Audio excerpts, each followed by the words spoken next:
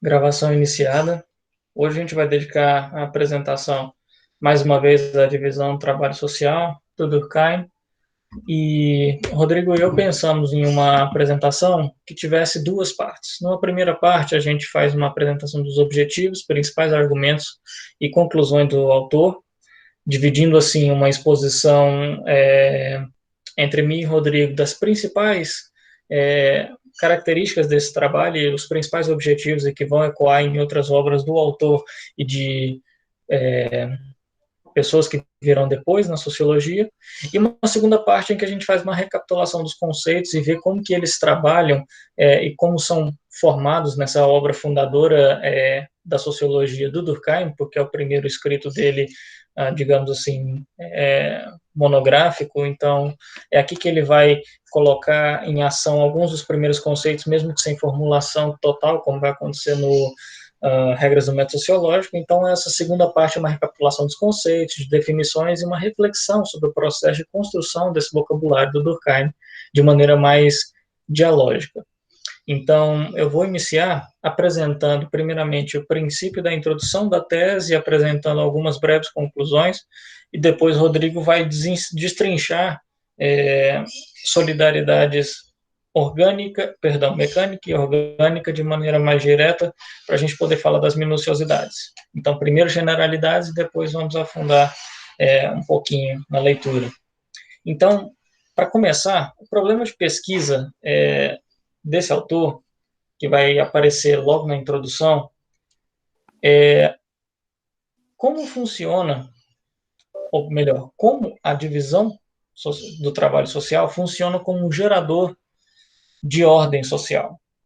Esse é o problema de pesquisa dele, e ele vai desenvolver toda a pesquisa a partir desse projeto de tese. Ele vai querer, então, nos explicar como que, nesse processo de modernização da sociedade, que é o objeto de pesquisa dele, está passando por transformações, consegue se manter de pé e como que ela se mantém coesa, que foram os conceitos que a gente já conseguiu trabalhar na primeira parte da aula.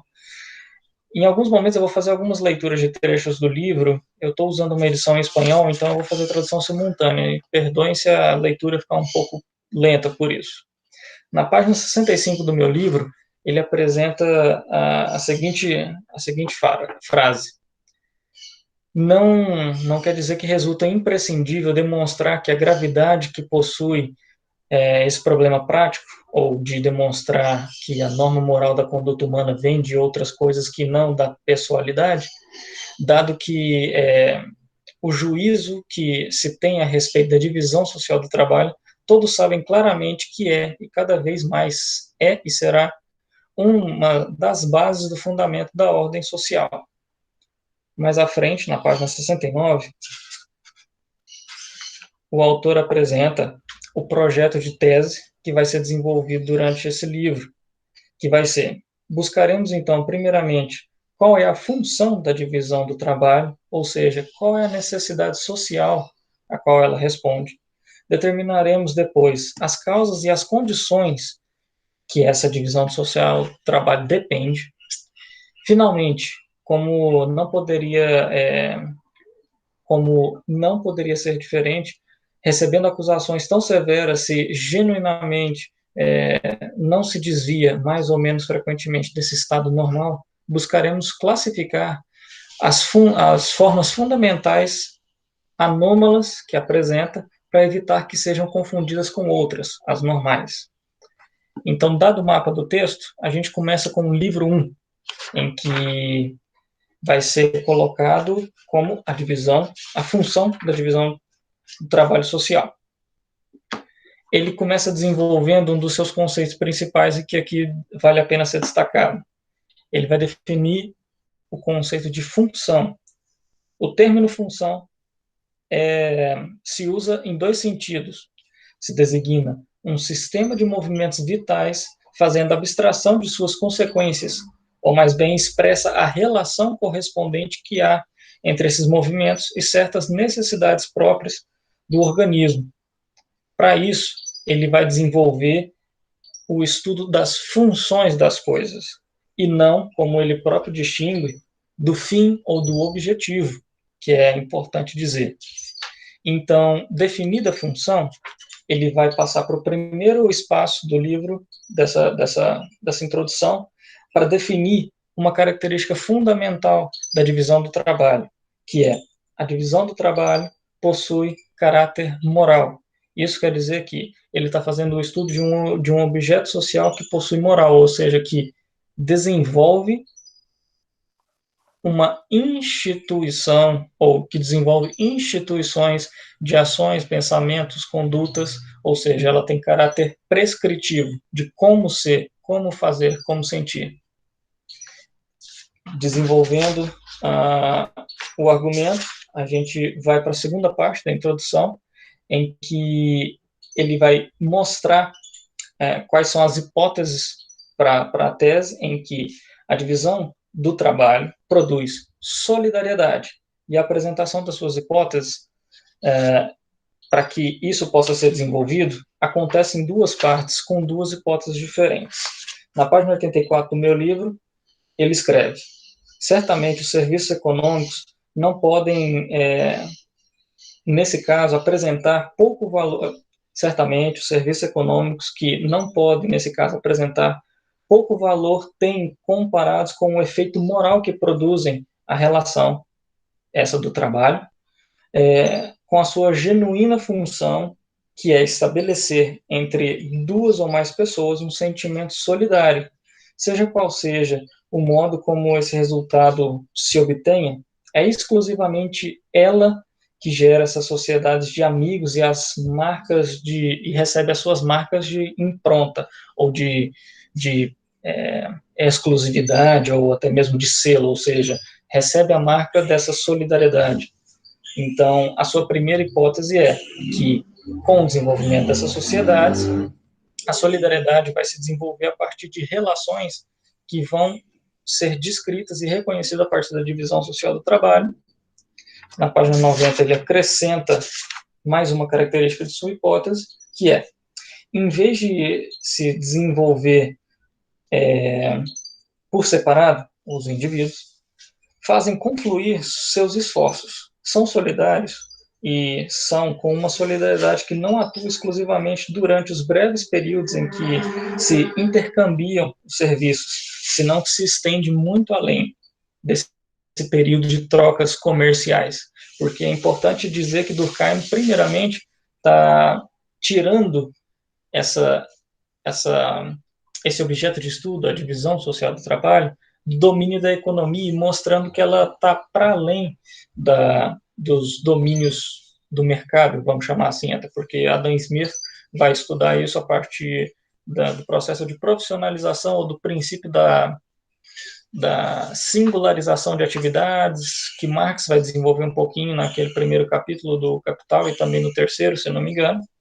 Mas é por isso que ele está discutindo isso, de que não é que são só os valores e as formas que tomam essas divisões de trabalho na sociedade para fins econômicos que devem ser estudadas, senão que esses intercâmbios de serviços têm outros objetivos, e aí a primeira hipótese máxima do autor, que gera um efeito moral e que se produz solidariedade através da divisão social do trabalho.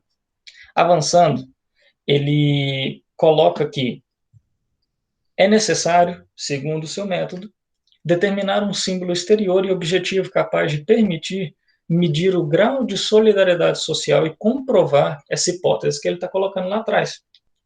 Então, por isso, ele vai buscar um signo social que seja capaz de ser exterior aos indivíduos, geral dentro das sociedades e que tenha caráter coercitivo, ou seja, ele está buscando um fato social que sintetize essas crenças, ações e pensamentos e sentimentos de maneira coletiva na média da sociedade. E é assim que a gente chega para estudar, a partir da tese de Durkheim, claro, sobre o direito e as suas características e como que o direito está relacionado com um objeto de análise para medir a solidariedade social. Na página 95 da minha versão, Durkheim escreve: O direito não é reflexo, então, mais do que uma porção da existência social. E por isso é que não nos apresenta outra coisa senão dados não completos para conseguir a resolução desse problema. Inclusive, frequentemente sucede que os hábitos não concordam com o direito.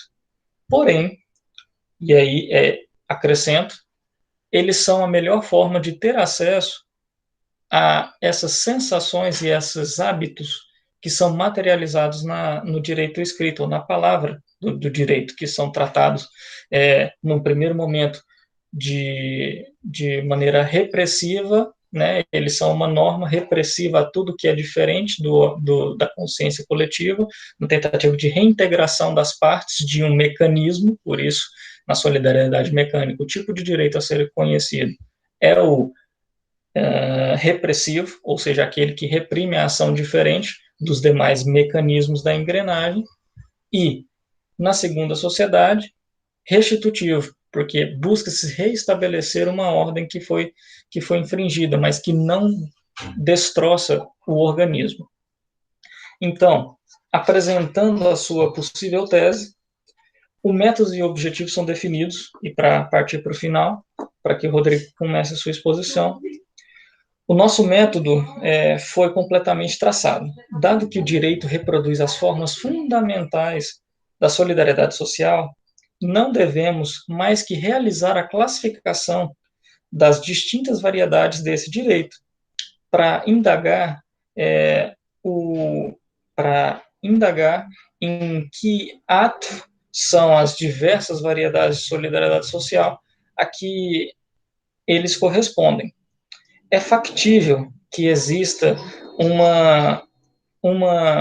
perdão, gente, estão batendo aqui em casa, eu me desconcentrei.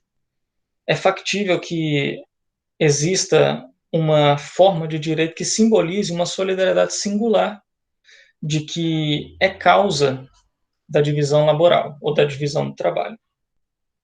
Com isso, apresentado hipóteses, método e tese, ele vai desenvolver que é necessário que se conheçam os fundamentos jurídicos dessas sociedades, para que então entendamos de que maneira esses fundamentos jurídicos organizam a forma de sentir e a forma de viver daquelas sociedades, ou seja, como que se organizam coletivamente essas pessoas e quais são os laços de solidariedade e as origens dos laços de solidariedade. Esse é o projeto do livro, e ele faz se desenvolver em 3 etapas, especialmente.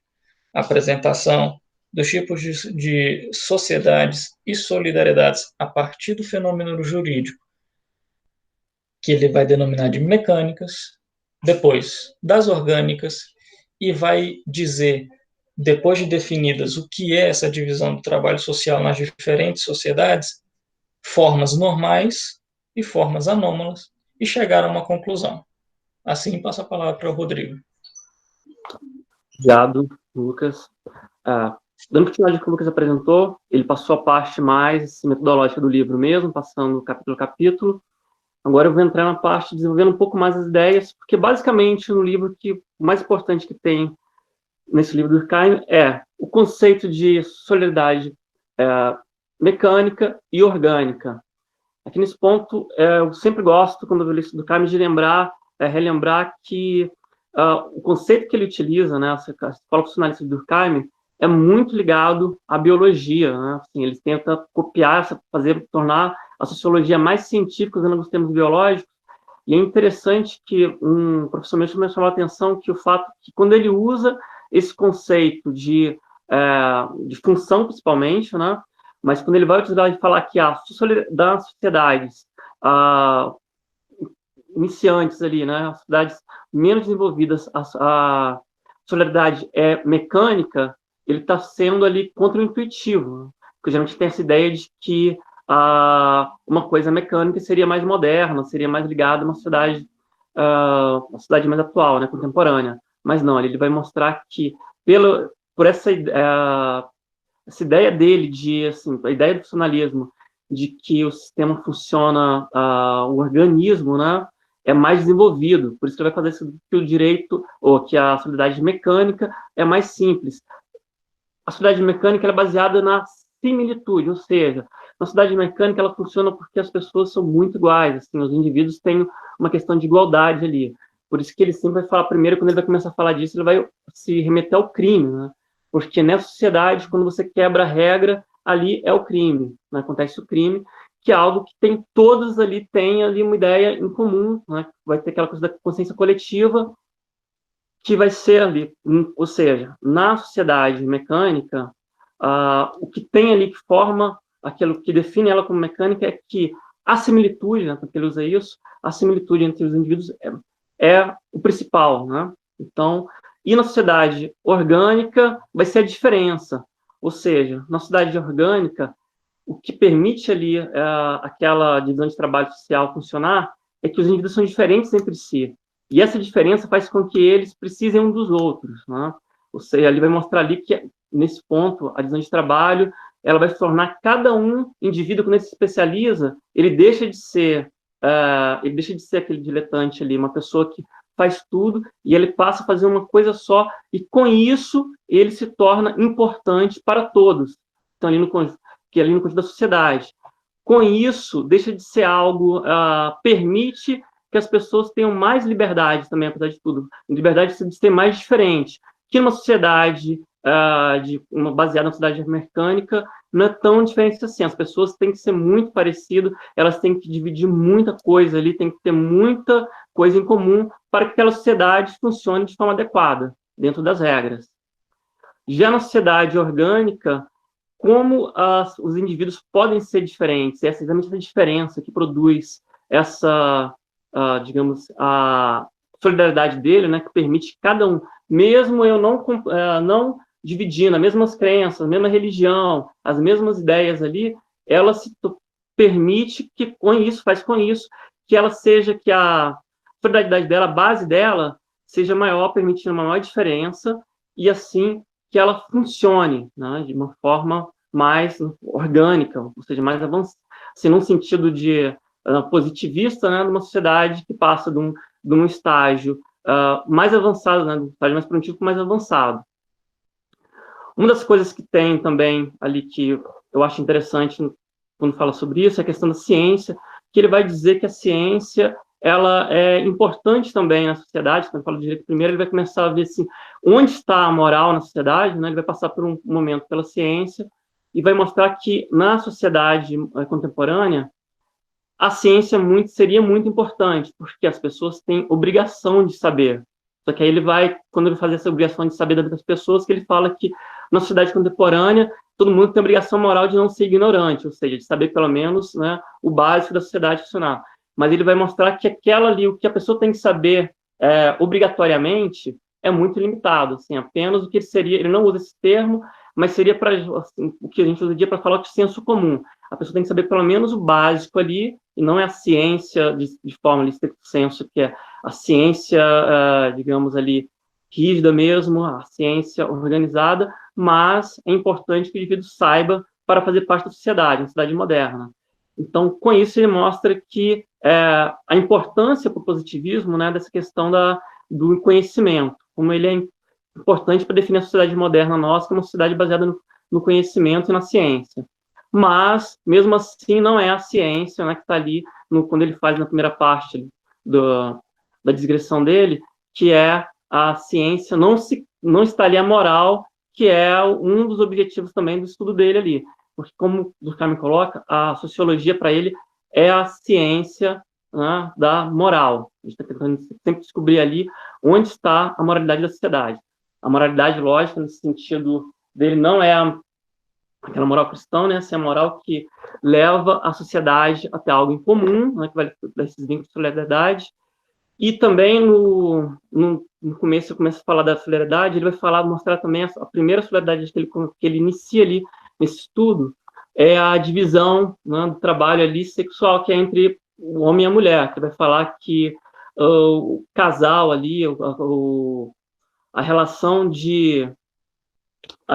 do casamento, né, tá, é uma das primeiras formas de divisão de trabalho. Até no livro tem eu presto muita atenção de como a gente consegue entender a época dele, quando você vê que quando ele fala no momento da relação entre homem e mulher e as diferenças, que para ele a própria diferença entre homem e mulher, que é uma coisa bem biológica também, ele fala que a mulher desenvolveu certas características psicológicas de ser mais dócil, ou então até mesmo dela ser mais fraca. Então, ele cita no livro especificamente do crânio ser menor do que o do homem, na sociedade contemporânea que ele está vendo ali na França, que é uma consequência dessa divisão, né, do trabalho, que a mulher foi se especializando nisso, então ela começou a desenvolver características que eram específicas ali, que ela precisava para fazer as funções daquela visão de trabalho. Então, essa parte, então, que ele começa ali, né, começando mostrando esse início da divisão de trabalho, quando começa a ver a visão dela, que é a divisão social, né, entre o sexo e o trabalho, entre uma mulher, até finalizar mostrando que o que essa divisão cria é uma solidariedade, que ela não é a solidariedade, não é a solidariedade que gera um vínculo, só um segundo, afetivo,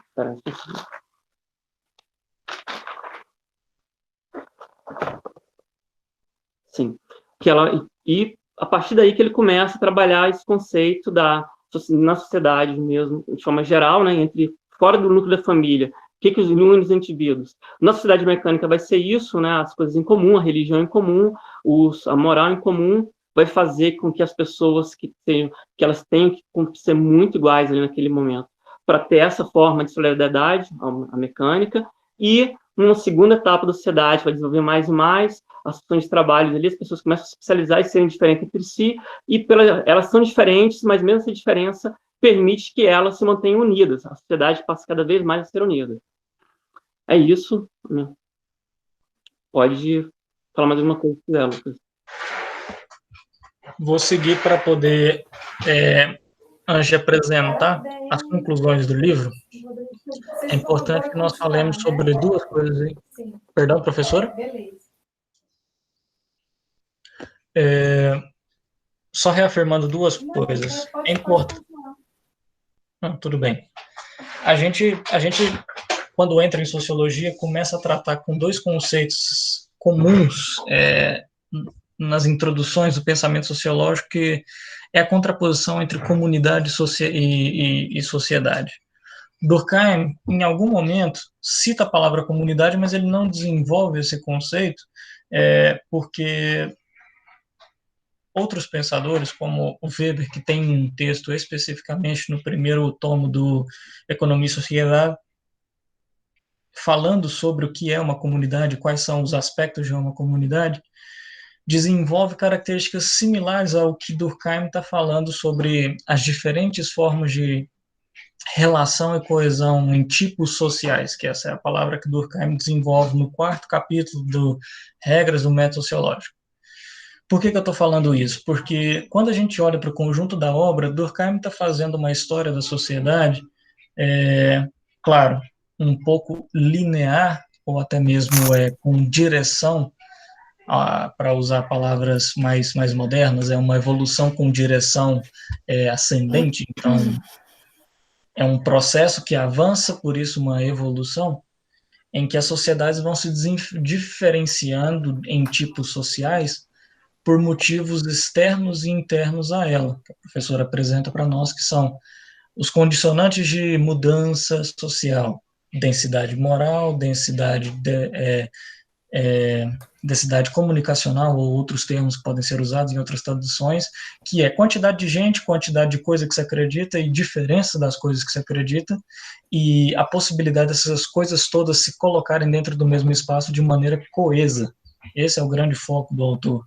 Então, quando a gente olha para uma sociedade de menor densidade moral, de menor densidade populacional, a gente está pensando numa ou numa proto-comunidade em que funciona como uma máquina de engrenagens que estão encaixadas e que precisam, para funcionar de maneira correta, funcionar de maneira pouco diferenciada. Por isso, as similitudes que o Rodrigo estava falando para a gente são essenciais. E por isso, as formas de manter a coesão dentro de uma máquina é reparando os erros de maneira restritiva ou de maneira punitiva, né? O direito punitivo, o direito restritivo, que é aplicado às sociedades menos evoluídas, para usar os termos do autor, se baseiam nessa similitude entre as partes. Então, o organismo grande, a máquina grande se movimenta e todas as partes com uma certa gama de indiferenciação e uma grande quantidade de atividades distribuídas de maneira quase uniforme a todas as pessoas, ou seja, existe uma cultura geral que se aprende para poder se desenvolver as coisas, faz com que essa sociedade gire. Mudando a sociedade ou essa transformação, como eu já havia dito antes, com base na aula da professora, também a gente tem isso, as pessoas, ou para usar os termos do Durkheim, os seres se tornam mais indivíduos. E essa individualização faz com que, como as pessoas se diferenciam mais, elas têm menos contato com aquela consciência coletiva que antes guiava todos os sentimentos, ações, movimentos do grande ser maquinoso que era aquela sociedade de solidariedade mecânica. Agora os seres são mais individualizados, especializados e treinados à especialização. O que é que vai manter essas pessoas ligadas para que a sociedade se mantenha coesa e exista? Porque ele coloca a coesão e a solidariedade na sociedade é condição de sua existência. Não existe solidariedade porque a sociedade existe. Existe sociedade porque a solidariedade existe. Essa é a máxima do livro. E as pessoas vão se solidarizar organicamente porque entrarão em grandes redes de funções que vão associar umas às outras de maneira a responder a todas as demandas sociais. Assim, grandes grupos profissionais são formados, grandes divisões do trabalho social vão localizar pessoas, sexos, idades em cada espaço desse grande organismo para que esses grandes órgãos mantenham a sociedade viva. Essa comparação entre o corpo humano ou o ser biológico desenvolvido é feita a todo momento, até porque ele desenvolve, faz uma digressão também no Regras do Método Sociológico, capítulo 5, de como esse organismo saudável e não saudável se desenvolve e como que as patologias e as normalidades podem ser comparadas no movimento das sociedades. Dito isso, a conclusão de Durkheim é que, sim, a divisão do trabalho social é um fato presente que organiza moralmente a sociedade, que produz laços de solidariedade, porém, ele faz alguns apontamentos também morais, mas isso na minha forma de ver, de quais são as possíveis outras formas de desenvolvimento ou como vai se dar em outros momentos a função dessa divisão numa sociedade que avance mais e qual vai ser a força dessa moral e como que os laços vão se formar em outros momentos diferentes do que ele está vivendo. Porque, sim, até o momento eles são eficientes e cumprem a função de manter a coesão social pela diferenciação, mas é possível que isso se modifique no decorrer dos tempos que ele não viveu e que eu acho que é o que nós estamos vivendo. E a gente vê que podemos dizer que essa divisão tem sido discutida e tem sido repensada na nossa sociedade. É isso. Agradecemos.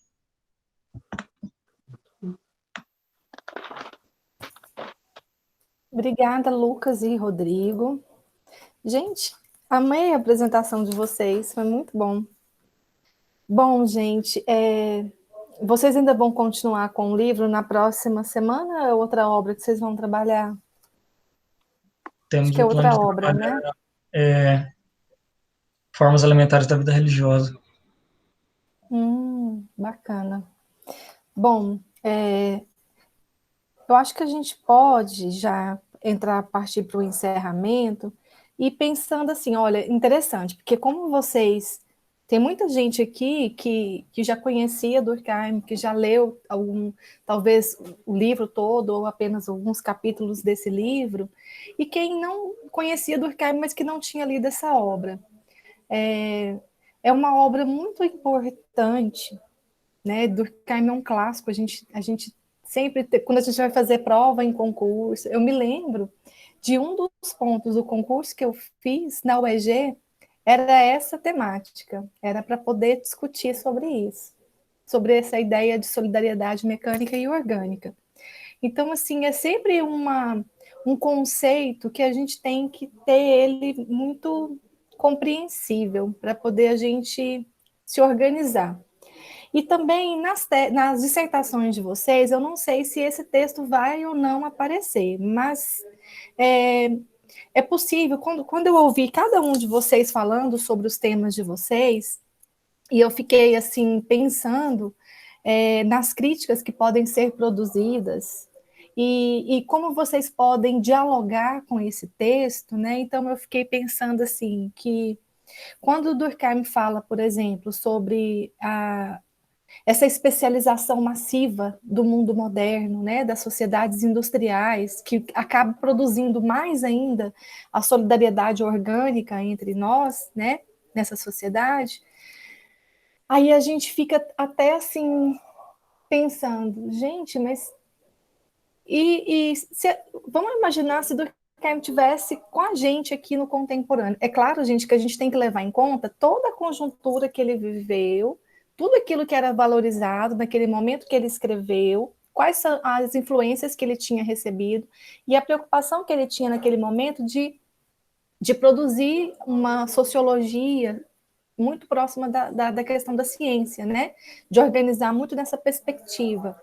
Mas, enfim, pensando nos trabalhos de vocês, como é que vocês podem trazer, pensar, dialogar, cabe muita coisa desse livro nas pesquisas de vocês. Cabe também no sentido de questionar, de dialogar, de contrapor, de correlacionar com outros autores, né?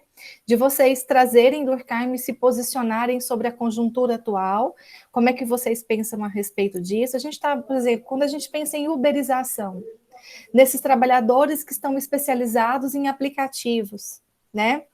O entregador de iFood, o carro que a gente, pelo aplicativo, chama, que nos leva de um lugar para o outro.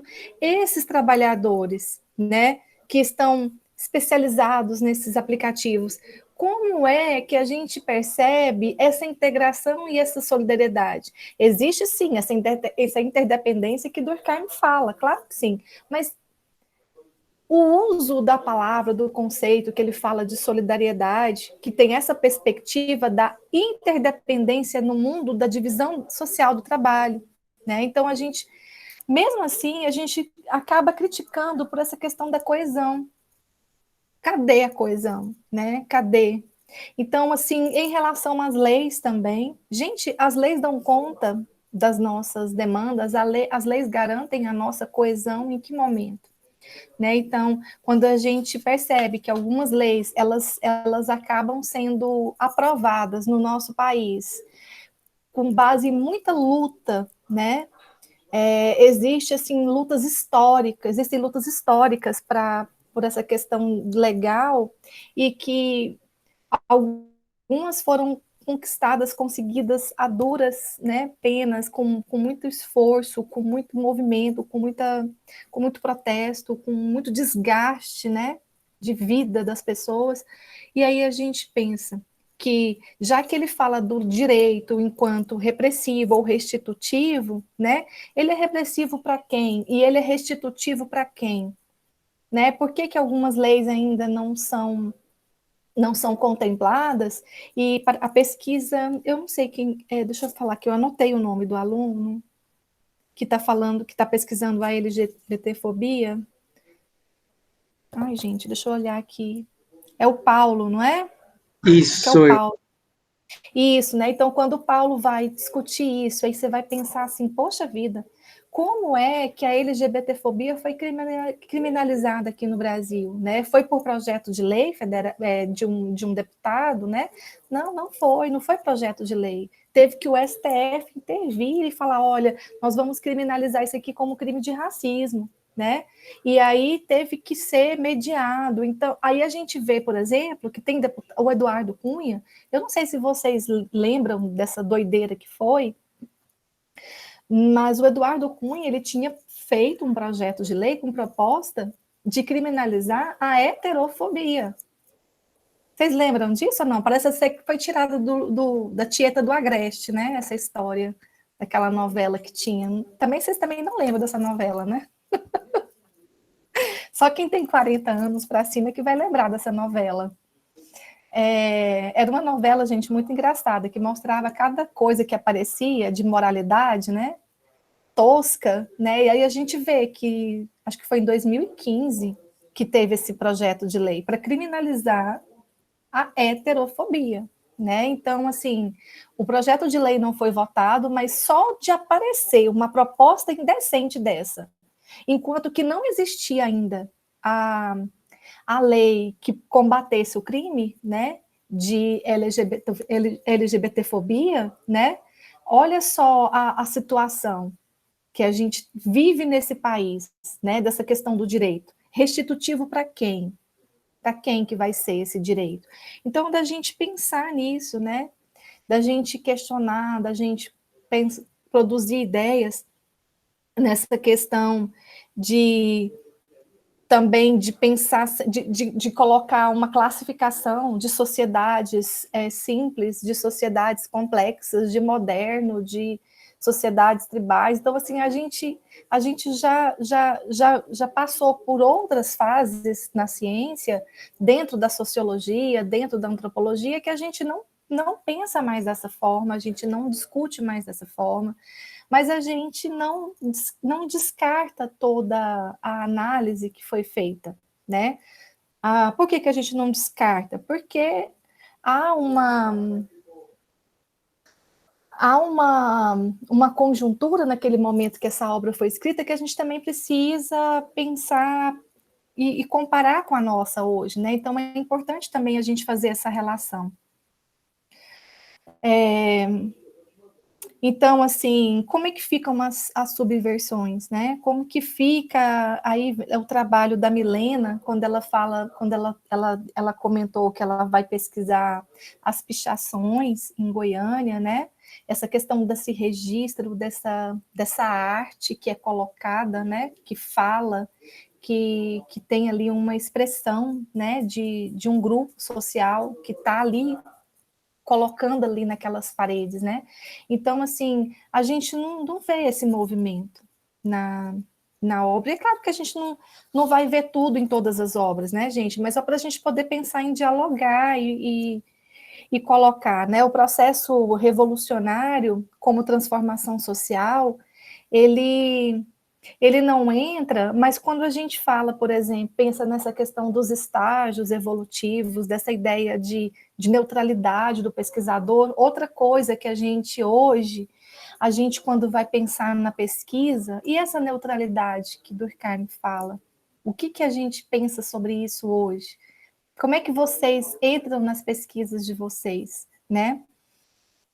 Essa coisa da exaltação da ordem jurídica, né? É para quem que vai, né? Essa norma jurídica.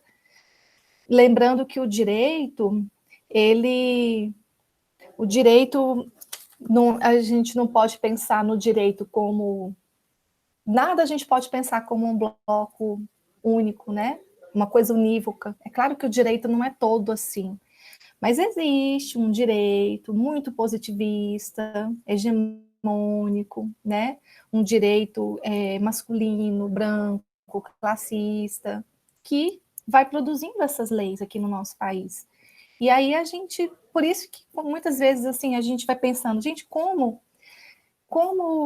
o direito precisa de acadêmicos que sejam que tenham outros olhares, né? Que tenham outras propostas de pesquisa, como a sociologia também precisa muito de vocês, né? De pesquisas que sejam para nossos.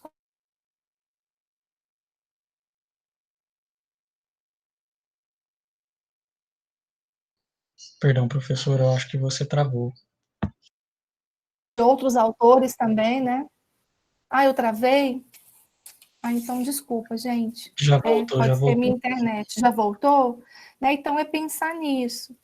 Né? O direito, será que ele dá conta de tudo? Né?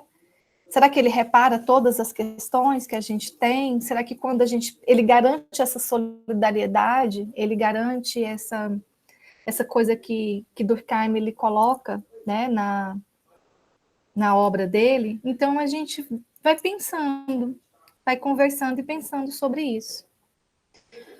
Bom, gente, eu quero agradecer vocês enormemente. Quero saber se vocês têm algum comentário para fazer sobre o texto, coisas que as leituras ajudaram vocês a pensar mais, pensar nos trabalhos de vocês, a pensar mais nessa conjuntura que a gente está vivendo no país, um medo muito grande até de retirada de algumas leis que a gente tem, né? Da gente não conquistar outras também, que estão na luta, que estão nas nossas pautas, e de leis ainda que sejam para... não vão ser retiradas, não vão ser criadas para nos ajudar, mas ao contrário, são leis que podem ser produzidas para nos atravessar mais ainda, né? Então, eu queria que vocês pensassem sobre isso e que falassem.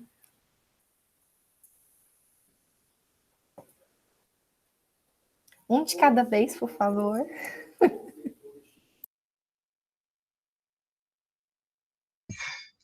Bom, professora, antes que outros colegas falem, acho que uma das coisas que ainda me parece relevante nessa obra é sempre lembrar do projeto metodológico que, sim, foi desenvolvido, criticado, recriticado e até, como algumas pessoas falam, mas eu acho maldosa a expressão superado. Não, existe muita coisa boa que pode ser determinada nessa obra, especialmente a maneira da definição dos conceitos, que ele vai bater a tecla bastante no segundo capítulo do Regras do Método Sociológico, que está aqui aplicado, que é a diferenciação entre o termo científico e a palavra que emana da sociedade, né? Então, a distinção do vocabulário científico, a precisão do que o sociólogo está falando, e a forma de encontrar não objetos exteriores que identifiquem o fato social, mas elementos que nos ajudem, por exemplo, numa pesquisa documental, como que a gente pode traçar um, um parâmetro, até mesmo um sinal mesmo, no meio daquele tanto de documentos para encontrar as coisas que você está pesquisando, digamos, né? Durkheim faz isso analisando as sociedades. Como que eu posso olhar para aquelas coisas e emaranhado de instituições e pensamentos que emanam de indivíduos para olhar todos de uma vez de maneira geral, não generalizada. Por isso ele chega no direito. Então, essa forma de encontrar critérios para decidir a partir de qual meio eu vou estudar um objeto ou um sujeito nos nossos dias, né, objeto, sujeito de pesquisa, ainda me parece válido, ao menos os fundamentos. Não que eles precisam ser repetidos como uma receita de bolo, mas eles funcionam como um bom ponto de partida para pensar como que o trabalho científico, mesmo na sociologia, de há tempos atrás até hoje, pode ser funcionado.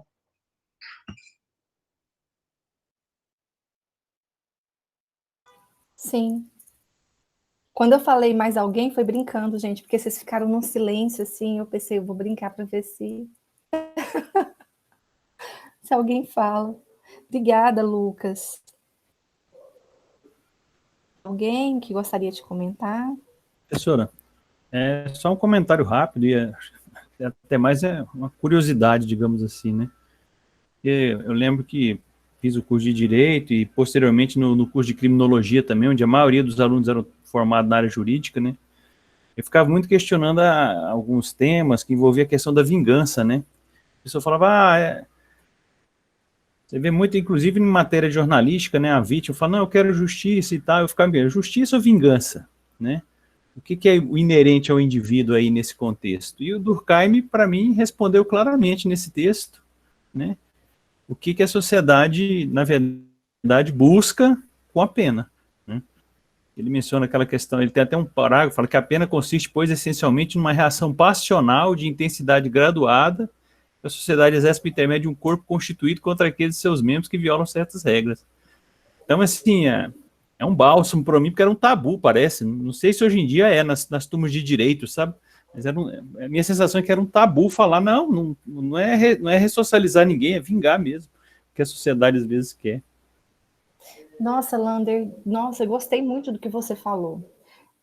Vocês lembram, por exemplo, do caso daquela menininha, da Isabela Nardoni, que ela foi jogada da janela do prédio dela?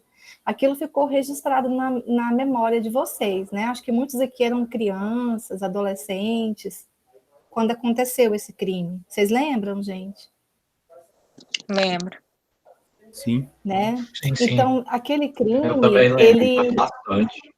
ele se repetia na televisão e mostrava, e eu me lembro que no dia do julgamento tinha multidão, né? Multidões, assim, tanto em cidades, colocaram telões para assistir o julgamento, não só no local que estava acontecendo, né? Mas do país inteiro se mobilizou para acompanhar pela televisão com camiseta, com cartaz, né?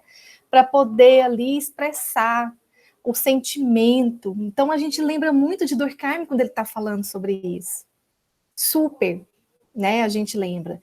E, por outro lado, sabe também o que você comentou agora que eu fiquei pensando, gente? Em relação, por exemplo, aos crimes de feminicídio, né? Quantos julgamentos que aconteceram antes de existir a lei do feminicídio, que o autor do crime, ele não foi punido, ele foi absolvido por conta dessa questão da moralidade, de colocar a culpa na vítima, na mulher que foi assassinada, como se o homem não tivesse outra opção. O famoso crime passional, né? Então, tem aí essa questão dessa consciência que é construída, que é produzida e que é externalizada também. Tem muito a ver. Tem até gente, para quem gosta de podcast, tem um podcast chamado, acho que é Ilha dos Ossos. Acho que Praia dos Ossos. Um podcast incrível que vai falar sobre essa questão da narrativa que é colocada no julgamento de um crime de feminicídio.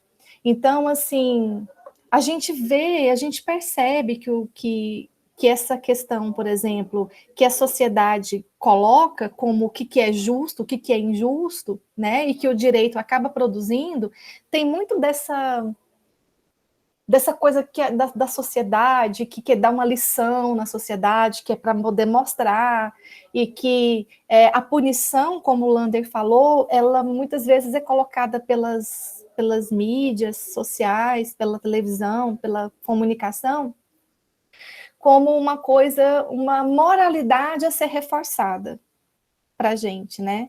Tanto é que aquele crime contra Marielle Franco, gente, que horror foi aquilo, né? Tinha muita gente com narrativa acabando com a Marielle Franco. A gente não vai pensar só na questão do crime colocado como não é todo mundo, não são todos os corpos, não são todas as pessoas que são pensadas moralmente no sentido de que aquele crime ele precisa ser colocado para poder valorizar uma situação, né? Tipo assim, a questão de uma criança, é inadmissível afetar uma criança, e quando é alguém, uma figura como Marielle Franco, uma mulher que tinha um posicionamento de esquerda, uma mulher negra, da comunidade, da periferia, lésbica, né? Então, tudo isso foi colocado contra ela, né? Foi colocado como... eu estava fazendo etnografia num grupo de WhatsApp, de um grupo de feministas lá do Rio de Janeiro, que eu estava fazendo campo. E eu soube do assassinato dela antes de aparecer na televisão, porque elas já estavam conversando isso no grupo. Aí, no dia seguinte, eu me lembro dessas interlocutoras da minha pesquisa comentarem que elas estavam ouvindo Dentro do ônibus, uma moça que era fisioterapeuta, a paciente dela, né, enquanto ela estava fazendo o trabalho de fisioterapia ali, a paciente falando mal da Marielle Franco para ela, que ela disse que ela não deu conta de trabalhar naquele dia por conta disso. Então, assim, a gente vai vendo sendo despejado, né? As pessoas vão colocando ali, naquele momento, esse reforço do ódio, né, esse reforço do racismo religioso, do racismo estrutural, do machismo estrutural, né, da lesbifobia, homofobia. Então, enfim, a gente também vê nos crimes esse outro lado também, né, que as pessoas usam isso para reforçar. Sim, Rafael. O que é interessante é que isso justamente foge da concepção que o Durkheim teorizou, né, da sociedade, como quando você fala de narrativas, é uma coisa muito pessoal da pessoa que está fazendo determinado julgamento ou determinada ação perante esse acontecimento, né? Então, o que é esse positivismo? É esses juristas, eles olharem com distanciamento, né? Tipo, essa questão acaba sendo bastante falha, podemos dizer, né, na justiça brasileira, porque não tá esse compromisso com a objetividade, esse compromisso com a lei. Tipo, a lei é para todos, não para todos, assim. É. Lei tá acima de todos, não acima tanto de todos, assim. Então, há muita subjetividade nessas questões institucionais, né? Pelo que eu observo. Aí não podemos dizer que há um julgamento ético e, enfim, isso envolve muito aquela questão da moral, que até o Durkheim trabalhou, né? Muito interessante como é. Exatamente. Então, assim, ao invés de ir contra, parece que o negócio parece que tem nexo com o que Durkheim falou, no sentido de ser um reforço de uma consciência coletiva, de uma moralidade, que são esses valores da família, que é essa coisa na luta contra o que foi construído contra a ideologia de gênero, até os crimes, quando acontecem, as pessoas utilizam isso para poder reforçar essa consciência coletiva moralista, né? Desses valores, dessas tradições, desses costumes, desse ódio, né? Do preconceito, que a gente, tudo isso entra dentro da consciência coletiva. O preconceito faz parte dessa nuvem chamada consciência coletiva, né? A discriminação racial, de gênero, de classe, de tudo entra, gente. Então, assim, é essa consciência coletiva que é emanada no momento do crime, que ela acontece não só para coibir o crime, mas também para reforçar. Tipo aquela história da Chapeuzinho Vermelho, sabe? Que a menina, quando ela entra na adolescência, ela tem que tomar muito cuidado, porque ela não pode falar com um estranho, que tem o lobo mau, aquela figura, né? Então, assim, é o reforço disso, dessa consciência coletiva. Vocês acham que eu estou, assim, viajando, assim, ou vocês conseguiram... Eu estou aqui pensando, né? Lembrei do... É sempre bom ter esse debate, professora. Então, eu lembrei do que o Lander falou do crime, e aí eu pensei isso, porque não é o que a gente ouve, meu povo, quando acontece um crime, né? Quando acontece um estupro, não é isso que a gente escuta, né? Não é só o diálogo que visa coibir novamente o estupro, mas o diálogo nos termos de justificar o comportamento do agressor, de reforçar a cultura do estupro, de culpabilizar a vítima, né? Aí a gente vê que é um reforço de uma consciência coletiva, É né? nessa hora que a consciência coletiva se manifesta bem notoriamente, né? E será que a gente não criou outro nome para isso? Quando eu falo, por exemplo, em machismo estrutural, né? Que ele está ramificado em tudo. Será que não é essa consciência coletiva, meu povo? Que é isso, né? Ou a gente utiliza um outro termo para falar estrutural, mas não é essa consciência coletiva que Durkheim tinha falado lá no século XIX, que está enraizado, que é o que se impõe sobre a gente? Enfim, aqui a gente está pensando... Professora, Oi, Milena, diga, minha flor. Mas eu fico pensando também, né? Quando a gente fala de machismo estrutural, quando a gente fala de racismo estrutural, qual é a estrutura, né?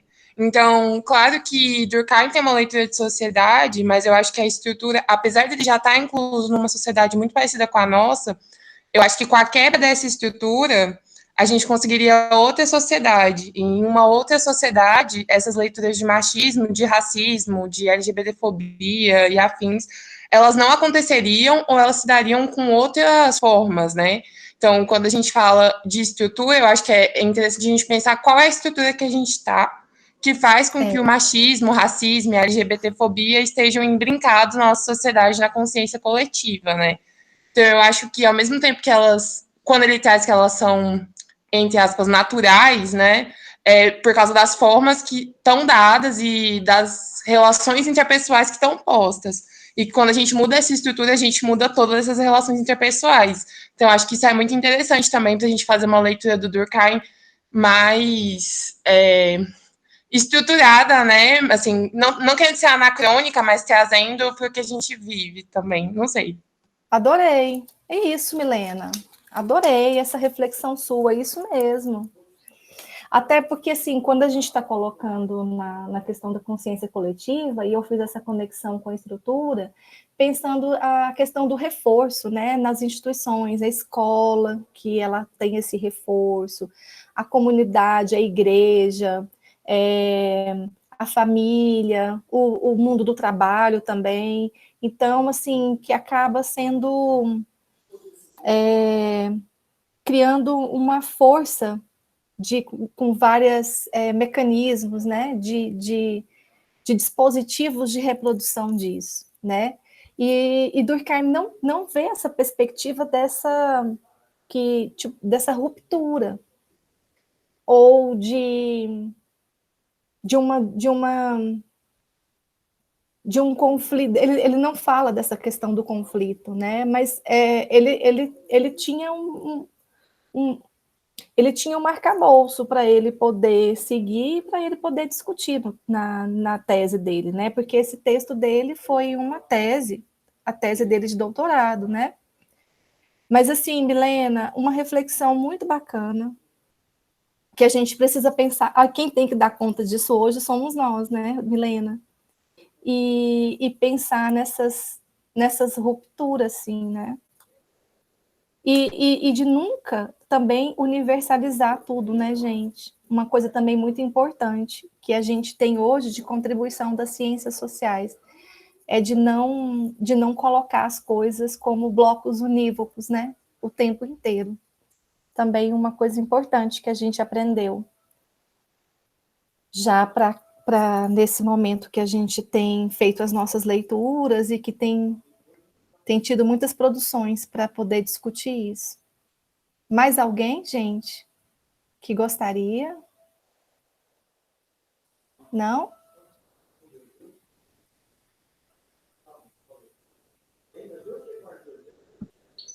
Acho que é isso, Tá professora. bom, gente. Se possível, me diga quando parar a Tá gravação. bom, pode parar, então. Eu agradeço demais, gente, a acolhida de vocês, por eu ter entrado nas casas de vocês,